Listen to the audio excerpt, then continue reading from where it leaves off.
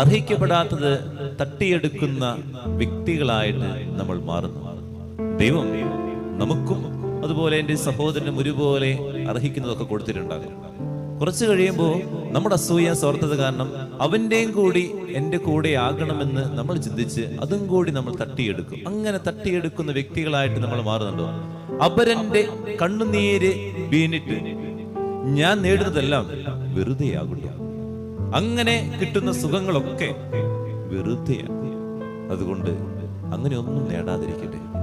സമ്പാദ്യമാകാം, ജോലി സംബന്ധമായ കാര്യങ്ങളാകാം, പ്രൊമോഷനാകാം, മാർക്കാകാം, അതുപോലെ തന്നെ എൻ്റെ ജീവിതത്തിൽ എന്തുമായിക്കൊള്ളട്ടെ അവരനെ കിട്ടേണ്ടതാണ്. ഞാനത് ചതിയിലൂടെ വഞ്ചനയിലൂടെ എൻ്റേതാക്കിയിട്ടുണ്ടെങ്കിൽ അപ്പോൾ സുഖം കിട്ടും. കർത്താവിൻ്റെ സന്നിധിയിൽ ഒരു സുഖം ഉണ്ടാകില്ല. ദൈവം എല്ലാം കാണുന്നുണ്ട്.